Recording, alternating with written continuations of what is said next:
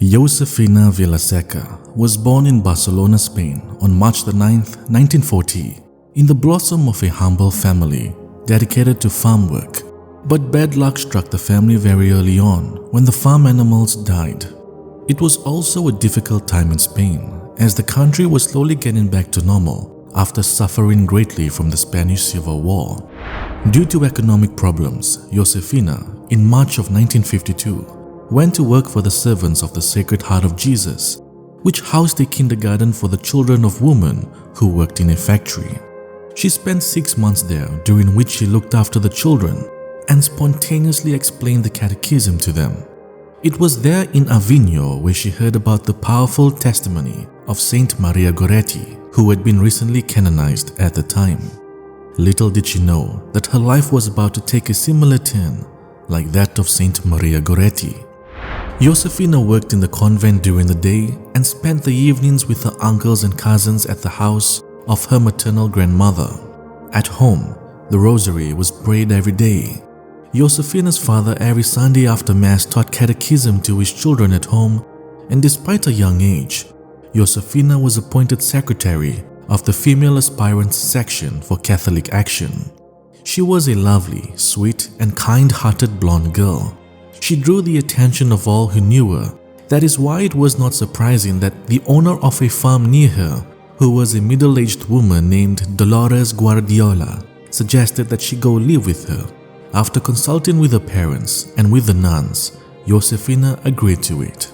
In her new residence, known as La Sala Bernarda, Josefina soon earned everyone's appreciation for her friendliness and how hardworking she was.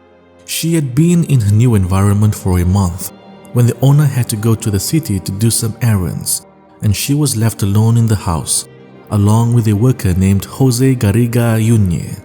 He was a 24-year-old young man who worked as a cowboy, and ever since he met Josefina, he began to develop feelings towards the girl. In the end, he succumbed to low passions in the worst of ways. He took advantage of the absence of all the stuff to try and rape her. As was with Saint Maria Goretti, Josefina fought hard to defend her purity. When Jose Garriga knew he wasn't able to get control over Josefina, he repeatedly stabbed her.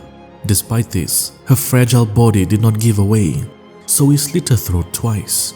Believing she was dead, the assailant left the house. Meanwhile, Josefina was somehow still alive, and with every strength left in her body, she dragged herself out of the house. Shortly after, the owner arrived, and to her horror, she saw Josefina lying in a pool of blood. Using a handkerchief, she tried to stop the bleeding. Neighbors nearby rushed the young girl to the hospital, where her attacker was arrested and put behind bars. For 3 weeks, Josefina fought for her life from a hospital bed with the same determination with which she had faced her attacker. When asked about the incident, she, firm in her faith, would answer with the words of Santa Maria Goretti, "I forgive Jose." While recovering in the hospital, the little girl received communion every day and always asked the Lord for Jose's conversion and repentance. She didn't like to talk much about the attack, and she was very ashamed to report the details every time.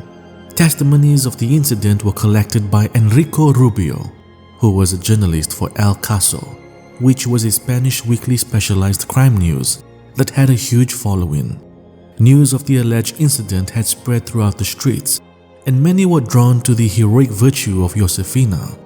What shocked doctors at the hospital was how the little one not once complained of pain, as she had been operated on without anesthesia, even when she had a wound sewn up.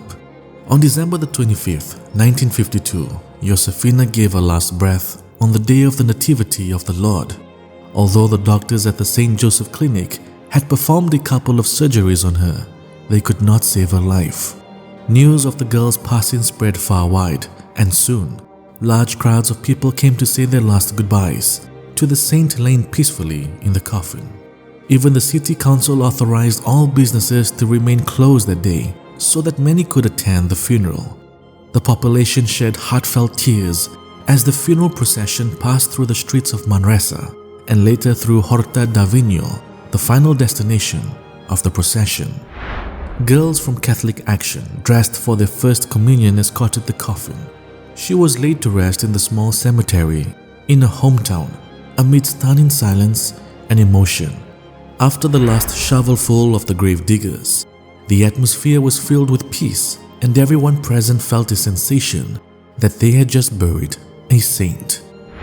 5 months later, the provincial court of Barcelona was the scene of the trial against Jose Garriga, and just like Saint Maria Goretti's assailant, the defendant acknowledged facts, accepting full responsibility for the crime he committed, and accepted the high penalty that was going to be imposed.